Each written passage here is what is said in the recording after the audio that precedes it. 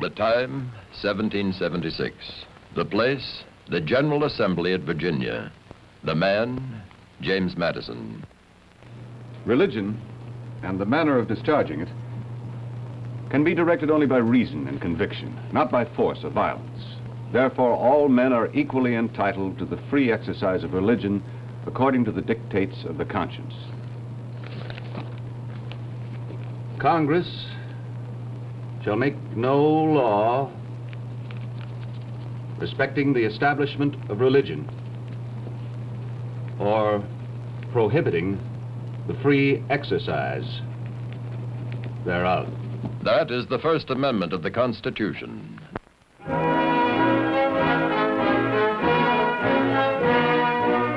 Insight, the religious principles underlying American democracy, the fundamental connection between faith and freedom.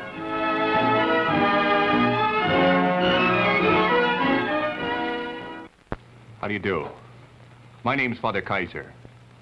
James Madison wrote the Constitution of the United States and drafted the first 10 amendments to that Constitution, which we usually call today the Bill of Rights.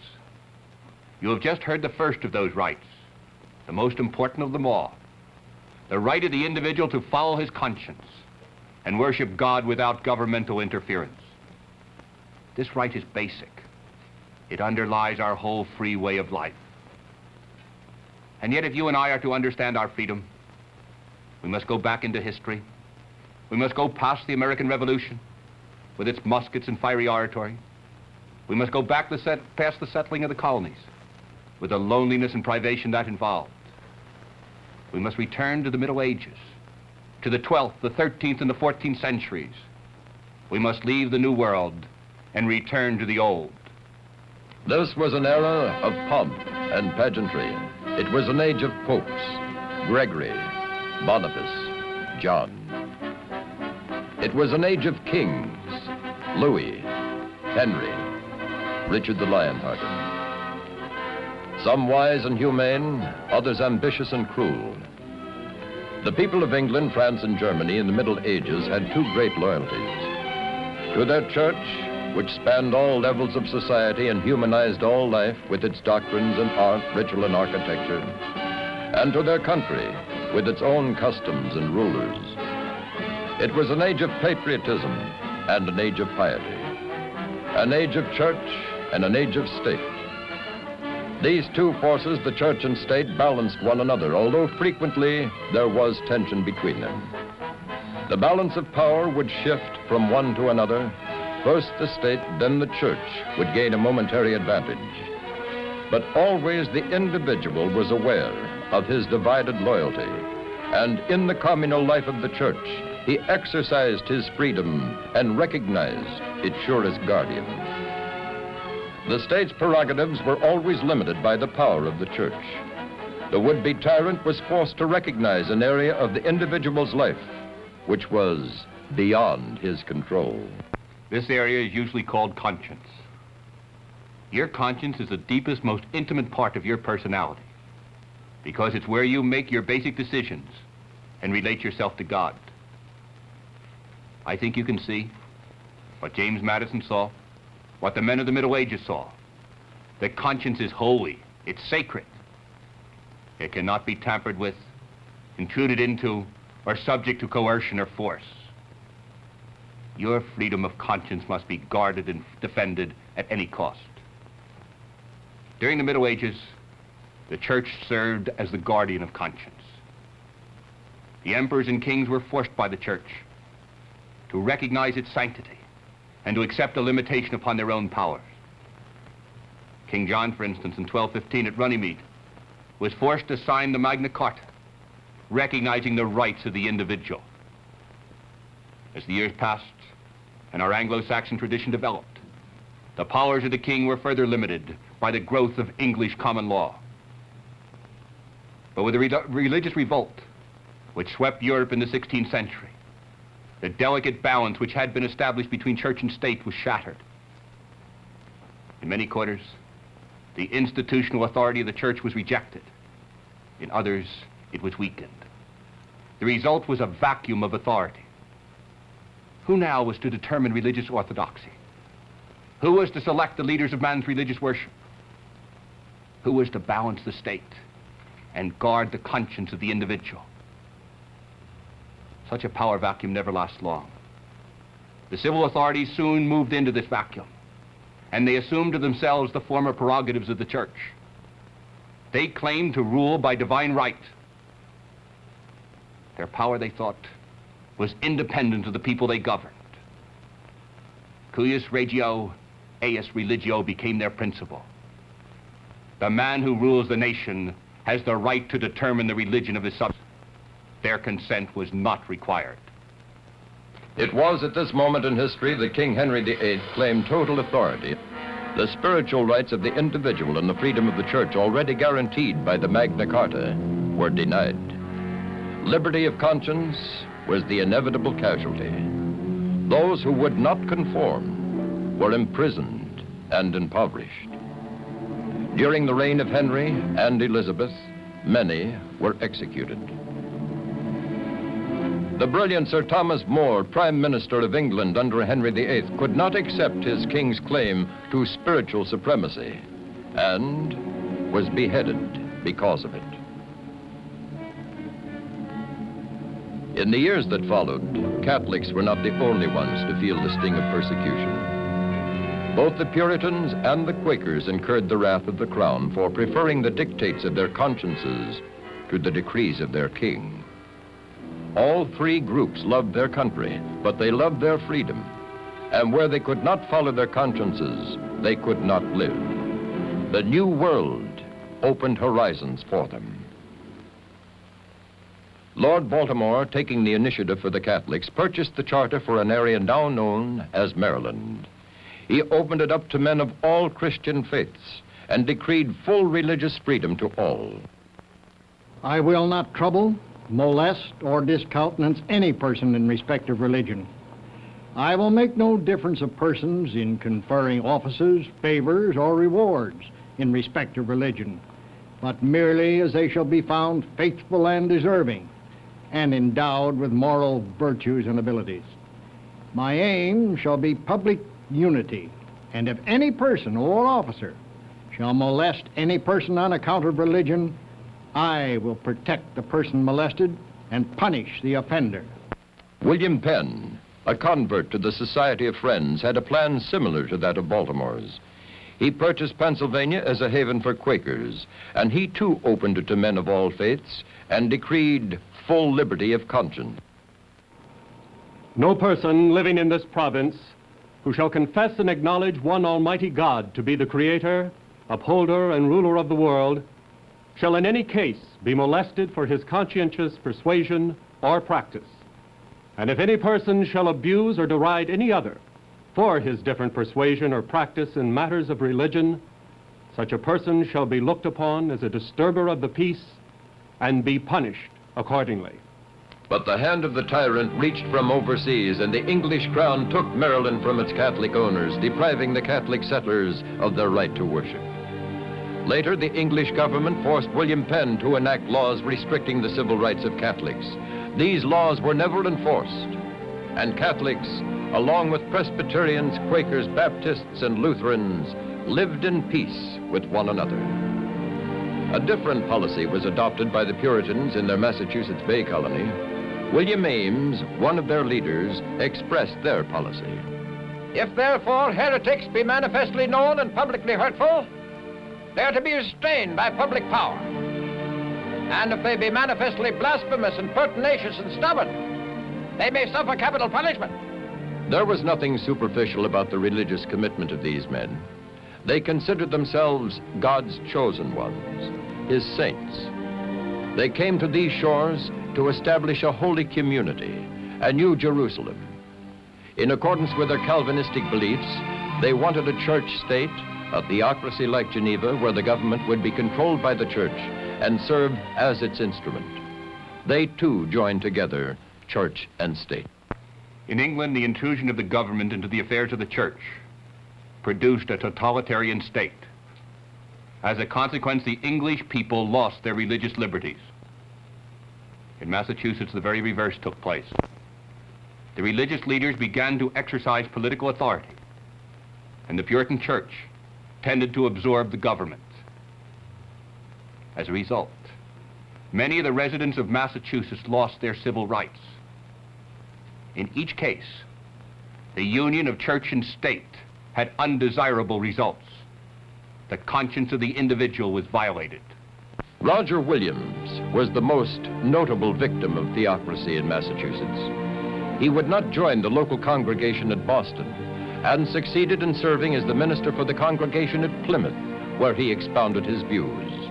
For this, he was brought to trial and expelled from Massachusetts. Traveling to the present site of Providence, Rhode Island, he established a colony based on the separation of church and state and full tolerance for all religious faiths. His beliefs were strong as were his words. Forced worship stinks in God's nostrils. God does not require that uniformity of religion be enforced by the civil state. Such an enforcement is an occasion of civil war. It violates consciences and persecutes Jesus Christ living in his servants. Religious liberty is the only prudent way of preserving peace in the world. Like Baltimore and Penn, Roger Williams was a man way ahead of his time. He saw the sanctity of the individual's conscience, and he saw the harm that bigotry does to both church and state. But his ideas were not immediately accepted. At the time of the Revolution, all of the colonies, with the single exception of Rhode Island, had laws unfavorable to both Catholics and Jews. Only Rhode Island, Pennsylvania, New Jersey, and Delaware did not have official churches. All the other colonies, 9 of them, had church establishments. In some of them, the civil liberties of religious minorities were denied. But the spirit of Penn, of Baltimore, and of Williams was very much alive in the colonies. A growing movement was making itself felt for religious tolerance, spiritual liberty, and the separation of church and state. This movement was centered in Virginia. Thomas Jefferson and our friend James Madison were its most articulate spokesmen. Let me read you Article 6 of the Constitution. No religious test shall ever be required as a qualification to any office of public trust under the United States. And the first of the Bill of Rights. Congress shall make no law respecting the establishment of religion, or prohibiting the free exercise thereof, or abridging the freedom of speech or of the press, or of the right of the people peaceably to assemble and to petition the government for a redress of grievances. Jefferson, Franklin, and I have given much thought to these 2 articles. We're deeply convinced of their necessity. In these colonies, we have many different religious denominations. We're not proud of this, but we have to face it as a fact of our national life and learn to deal with it.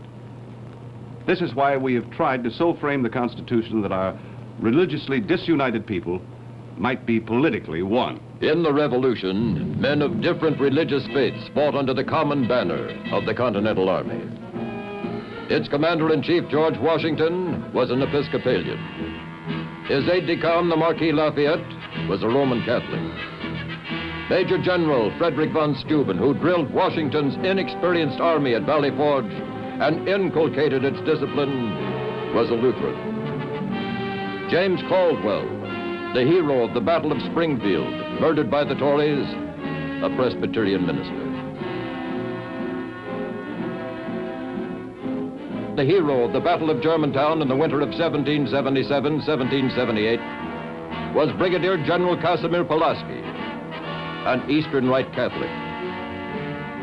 The American armies were composed of Anglicans, Presbyterians, Catholics, Lutherans, Congregationalists, Baptists.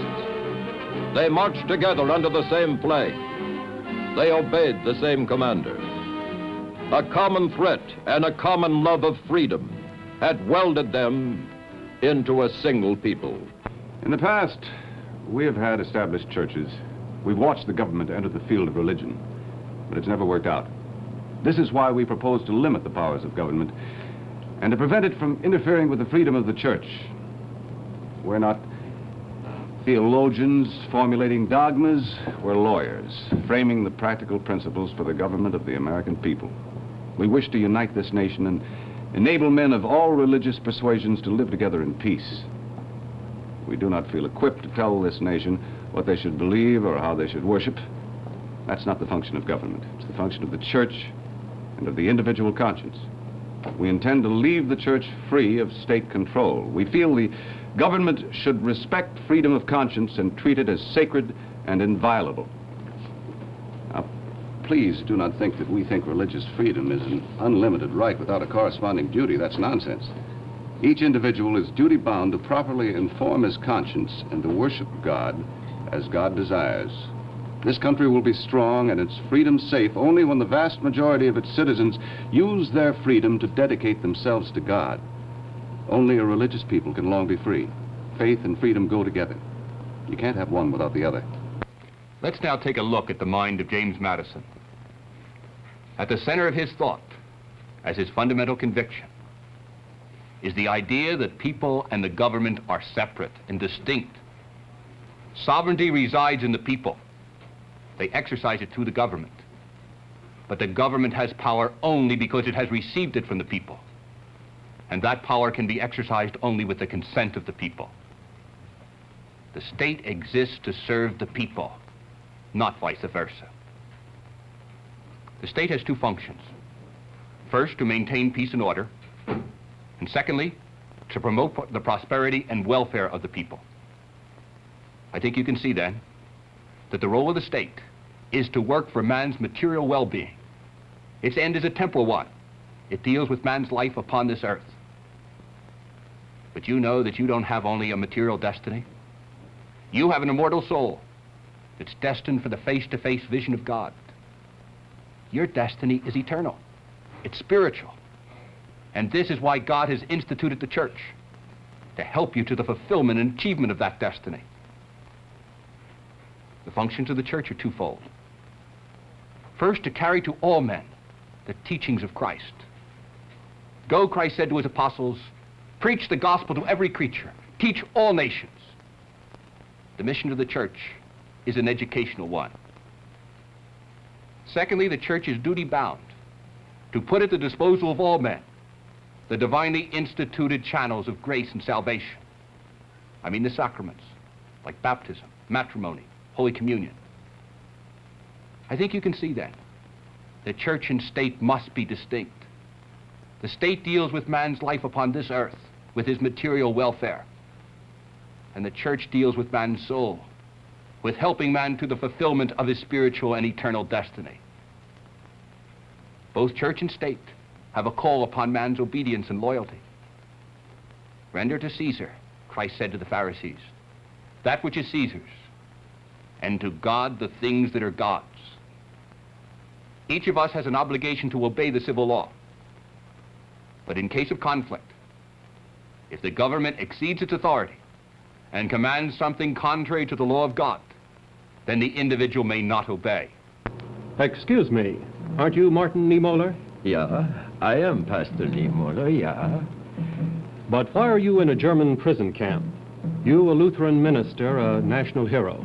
Well, I had to make a choice, my conscience or my country. The Nazis wanted... I could not do what they wanted. But wasn't there something you could do? Some compromise you could make? I could compromise with anti-Semitism, with this mad militarism, with race supremacy. I could do that. My conscience wouldn't permit it. Neither would the consciences of the other people at Dachau, Buchenwald, Belsen. But why have they done this to you? For your religious belief? How could that hurt them? Because they are afraid. Of you? Yeah, of me. Of people like me. They will always be afraid. In ruling out an established church, the Founding Fathers had no intention of building an impassable wall between church and state, or of isolating the government from the influence of religion. Dr. Reinhold Niebuhr, the world-famous Protestant theologian, puts it this way. I do not think the Founding Fathers stood for an absolute wall of separation of church and state. Ways must be found in which church and state do cooperate, provided there be no specific advantage to one religion over another. In another context, Justice Douglas of the Supreme Court makes the same point. The First Amendment, however, does not say that in every and all respects there shall be a separation of church and state. Rather, it studiously defines the manner, the specific ways in which there shall be no concert or union or dependency one on the other. Otherwise, the state and religion would be aliens to each other, hostile, suspicious, even unfriendly. We are a religious people whose institutions presuppose a supreme being. We find no constitutional requirement which makes it necessary for government to be hostile to religion and to throw its weight against efforts to widen the effective scope of religious influence. Jurisprudence is a practical science. Laws are called good when they produce good results. With more than 170 years of experience now behind us, even by this limited criterion, I think we can now say that the First Amendment is a good law because it has produced good results. James Madison intended to politically unite a religiously disunited people. To achieve this end, he forged two great tools.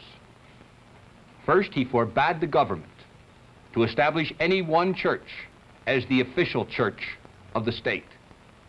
Toward the various denominations, the government was to be neutral. Secondly, every citizen and each denomination was guaranteed full freedom of worship. Every individual was to be free to practice his religion in accordance with his conscience. With these two principles, Madison effectively excluded the government from the area of religious difference. And what he did worked, because he has enabled men of all religious persuasions to work together in good conscience for ends of the political area. The First Amendment is a good law because it has produced good results. Unfortunately, we remain religiously divided. But thanks to the First Amendment, we are politically one. We are now one nation under God. The First Amendment has given us the peace and freedom we need to be a prosperous society. But the First Amendment has been good not only for the political life of the country, but it has also been good for religion. Both privilege and persecution are detrimental to the life of the church. The First Amendment effectively rules out both. As a result, the church has enjoyed full freedom to fulfill her mission. As a result, she has grown in numbers and vitality. American Catholics have repeatedly shown their enthusiasm for the First Amendment. The bishops of the United States met at the Council of Baltimore in 1884 and passed a resolution saying, "We consider the establishment of our country's independence, the shaping of its liberties and laws, as a work of special providence. Its framers building better than they knew, the Almighty's hand guiding them." Cardinal Gibbons, the first American cardinal, said, "American Catholics rejoice in our separation of church and state, and I can conceive no combination of circumstances likely to arise which would make a union desirable to either church or state." Archbishop Egidio Vagnosi, the delegate of the Holy See to the United States, says, "I feel that it is a true interpretation of the feelings of the hierarchy and of American Catholics in general to say that they are well satisfied with their Constitution and pleased with the fundamental freedom enjoyed by their church, whether they remain a minority or become a majority. I am sure that American Catholics will not jeopardize their cherished religious freedom in exchange for a privileged position. The distinction between church and state is basic to the American way of life. I know of no American who would want to repeal the First Amendment. You need the church, and you need the state. You need the church to bring you into contact with God and to supply the moral principles for the government of your life. You need the state to give to society its order and its prosperity. Church and state both have a great contribution to make to your life. Each must be independent in its own realm. The church needs freedom to fulfill its mission, and so does the state. The First Amendment guarantees the freedom of each.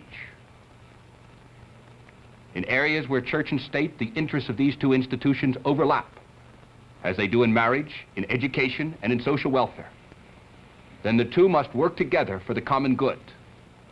Their relationship must be one of cooperation and mutual respect. Each of us has great obligations to both church and state. As a citizen, you are obliged to support your nation's policies, to obey its laws, and to defend its interests. A democracy like ours requires the participation of all its citizens. How are you doing here? Have you ever failed to vote? When was the last time you wrote to your congressman? Do you take an active interest in your local community government? As a member of the church, we are obliged to participate in its worship, to receive its sacraments, and to live by its teachings. When was the last time you did some theological reading? Have you ever invited a new neighbor to accompany you to church? Do you carry your faith into every aspect of your life? Yes, let us participate fully in the life of both church and state. For America needs the church, and it needs the state. Both are necessary for the full flowering of our freedom.